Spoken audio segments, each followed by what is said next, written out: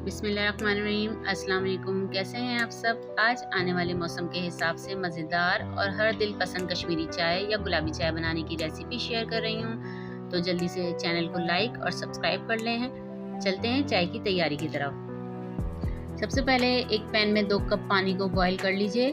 Boil होने के साथ ही इसमें हम शामिल करेंगे 1 दालचीनी, 3 छोटी इलायची और 2 बादियान के फूल। इसको भी अच्छी तरह से बॉईल कर लीजिए और इसमें 2 टेबल स्पून ग्रीन टी के हम शामिल करेंगे।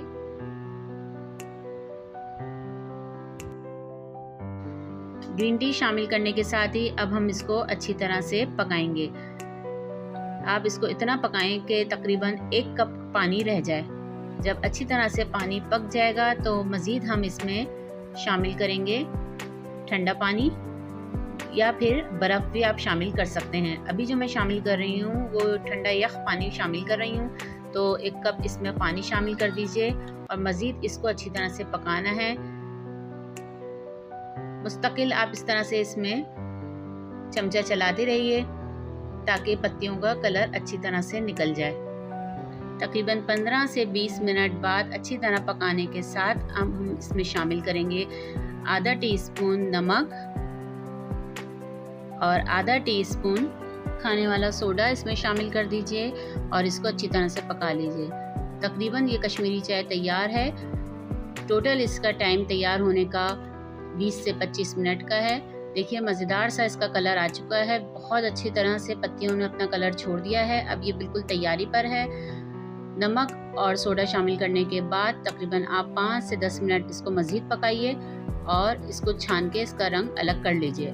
अब एक अलग पतीली में आप 1 कप दूध शामिल कर लीजिए और कलर जो हमने तैयार किया था वो इसमें शामिल कीजिए हस्बे ज़रूरत और 1 टेबल स्पून चीनी इसमें शामिल कर लीजिए। अब हम इसमें कलर शामिल करते हैं।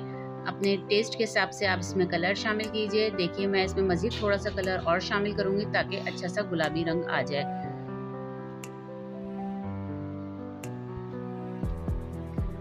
ये देखिए कितना ज़बरदस्त माशाल्लाह से कलर आ चुका है और इसको हम 1-2 बॉईल देंगे और इसमें हम कटा हुआ मेवा शामिल करेंगे। तो आप इस रेसिपी को ज़रूर ट्राई कीजिए, फैमिली फ्रेंड्स में शेयर कीजिएगा। उम्मीद है आपको ये रेसिपी पसंद आएगी। मेवे में आप बादाम और पिस्ता चॉप करके इसमें शामिल कर लीजिए और इसको भी अच्छी तरह से एक जोश दे लें। तो मज़ेदार सी कश्मीरी चाय तैयार है। देखिए इस तरह से आप कलर को सेव कर सकते हैं तकरीबन 8 से 10 दिन के लिए। और अगर आप कलर थोड़ा तेज़ करना चाहें तो इसमें आप कलर भी इस्तेमाल कर सकते हैं, फूड कलर, रेड कलर का जो होता है ना, तो और आपका कलर मज़ीद अच्छा हो जाएगा। मैंने अभी इसमें शामिल नहीं किया। पत्तियों का कलर इतना ज़बरदस्त निकला है। तो ये देखिए चाय आपके सामने है, कलर बहुत ज़बरदस्त आया है और तैयारी पे भी बहुत ही अच्छी खुशबू सी आ रही है और जायके में भी बहुत ही मज़ेदार सा है। तो आप ज़रूर इस रेसिपी को ट्राई कीजिएगा। अल्लाह हाफ़िज़।